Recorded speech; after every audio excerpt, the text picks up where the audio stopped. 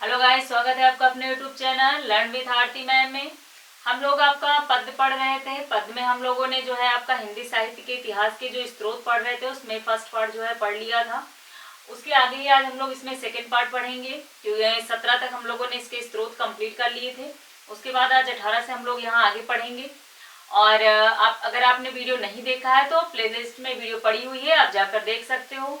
और बाकी चलिए स्टार्ट करते हैं आज का वीडियो। आज हम लोग उसी के आगे पढ़ेंगे। आपका हम लोगों ने 17 तक कंप्लीट कर लिया था। आज उसी के आगे आज 18 से हिंदी साहित्य के इतिहास के जो स्रोत हैं उसके बारे में पढ़ेंगे। ठीक है, चलिए स्टार्ट करते हैं। 18 आपका सुक्ति सरोवर। ये रचनाकार कौन है इसके? आपके लाला भगवान देस। सुक्ति सरोवर रचनाकार लाला भगवान देस। इस स्रोत से क्या पता चलता है तो आपके ब्रज भाषा के कवियों के जो साहित्यिक विषयों पर और सुक्तियों का जो संग्रह है उसके बारे में पता चलता है। ठीक है, ब्रज भाषा पर के कवियों के साहित्यिक विषयों पर सुक्तियों का संग्रह। और 19 के अगर देखें तो selection from Hindi literature. Selection from Hindi literature, ये आपके रचनाकार कौन है इसके? लाला सीताराम है। इसके रचनाकार कौन है? लाला सीताराम है। और इसमें जो है आपके कवियों की आलोचना और उनके कविताओं का संग्रह भी है इसमें। ठीक है, तो बहुत ज्यादा इंपॉर्टेंट नहीं है इसलिए इसमें नहीं लिखा है, बाकी इतना याद रखिएगा कि कवियों की आलोचना की गई है। और हिंदुइज्म एंड ब्राह्मणिज्म, जैसा कि नाम से ही पता चल रहा है कि इसमें हिंदू के सिद्धांतों के बारे में बात की गई है। ठीक है, हिंदुइज्म एंड ब्राह्मणिज्म, इसके पे कौन है तो मोनियर विलियम्स है इसके रचनाकार। ठीक है, Hinduism and Brahmanism Monier Williams है। हिंदू धर्म के सिद्धांतों का इसमें निरूपण हुआ है और हिंदू धर्म से संबंधित कवियों उनकी रचनाओं की आलोचना भी है इसमें। ठीक है, हिंदू धर्म से संबंधित जो कवि हैं उनकी रचनाओं की आलोचना भी की गई है। तो अगर पता चलता है तो आपका इसमें हिंदुइज्म एंड ब्राह्मणिज्म में है।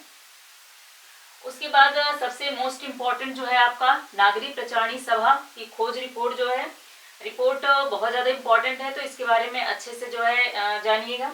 ठीक है, इसमें जो है हस्तलिखित ग्रंथों की खोज का जो कार्य चला था, मतलब हाथ से जो लिखने वाले ग्रंथ चले थे, उसका जो आपका समय क्या था तो 1900 से 1921 ईसा तक था।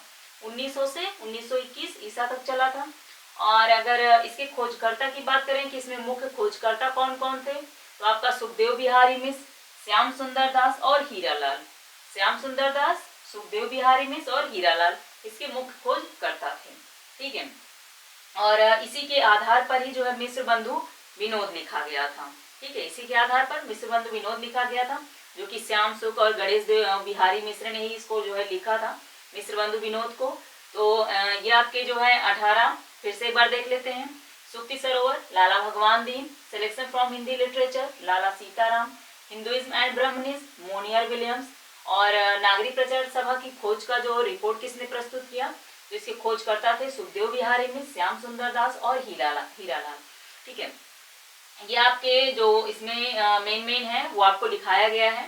बाकी इसमें जो उनकी रचना है और रचनाकार है इसको अच्छे से आपको रटना है और नागरिक प्रचारणी सभा के बारे में पूरा अच्छे से आपको देखना है। इसमें आगे हम लोग इसमें आगे देखते हैं आपका 21वां कौन सा है तो कबीर एंड दी कबीर पंथ। जो 21वां स्रोत है आपका कौन सा है? Kabir and the Kabir Panth. रचनाकार कौन है इसके तो आपके बेसकट है। रचनाकार कौन है? बेसकट हो गए।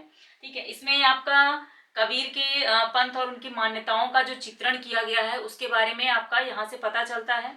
ठीक है, इस रचना में प्रयोग किया गया है कबीर एंड दी कबीर पंथ में आपके बेसकट ने। ठीक है, इसका जो लिखा है रचनाकार है, इसमें कबीर एंड कबीर पंथ के जो मान्यताओं के आदर्शों का चित्रण किया गया है आपके इस रचना में है।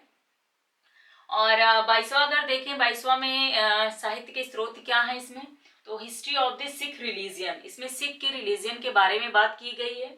ठीक है, और इसके जो रचनाकार है वो आपके मैकालिफ हो गए। History of the Sikh religion रचनाकार मैकालिफ हो गए। और सिख धर्म के उद्भव और विकास का वर्णन किया गया है इसमें। ठीक है, नाम से ही पता चल रहा है कि सिख धर्म के बारे में ही इसमें बात की गई है। तो सिख धर्म के जो उद्भव और विकास का वर्णन है इसमें। और सिख धर्म के अंतर्गत जो हिंदी में लिखी गई रचनाएं हैं उनका भी वर्णन है इसमें। हिंदी कविताओं का संग्रह है। ठीक है, और 23वां अगर देखें तो इम्पोर्टेंट है आपका इंडियन थीज्म। 23वां कौन सा है? इंडियन थीज्म, मैकेनिकल के लिखे हैं इसको। इसमें हिंदू धर्म के दार्शनिक सिद्धांतों का स्पष्टीकरण है। हिंदू धर्म के जो दार्शनिक सिद्धांत है उसका स्पष्टीकरण दिया गया है इसमें, और हिंदू धर्म से संबंधित कवियों का उल्लेख भी इसमें मिलता है।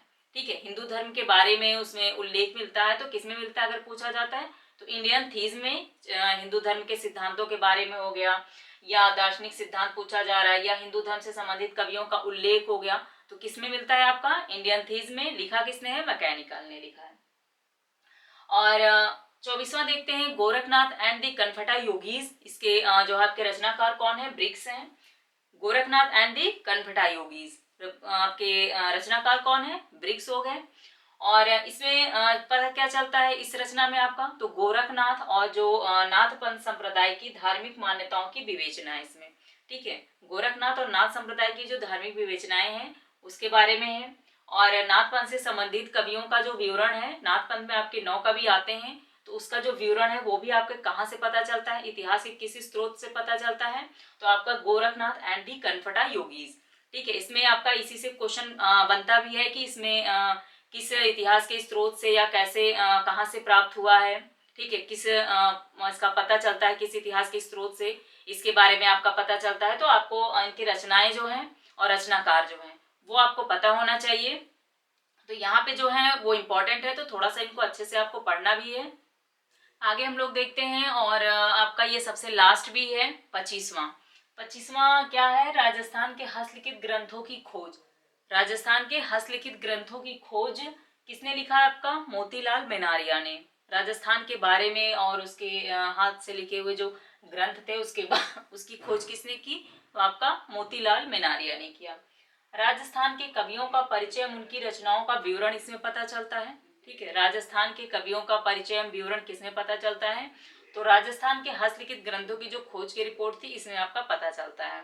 ठीक है, ये आपके हिंदी साहित्य के इतिहास के जो भी स्रोत थे वो भी आपका पूरा लिखा दिया गया है इसमें, और जितने भी इम्पोर्टेंट पॉइंट्स थे वो सब भी आपके हो गए हैं। बाकी इसमें आपको जो लर्न मेन करना है वो आपको उनके रचनाएं हो गई और रचनाकार, और किसके बारे में क्या पता चलता है।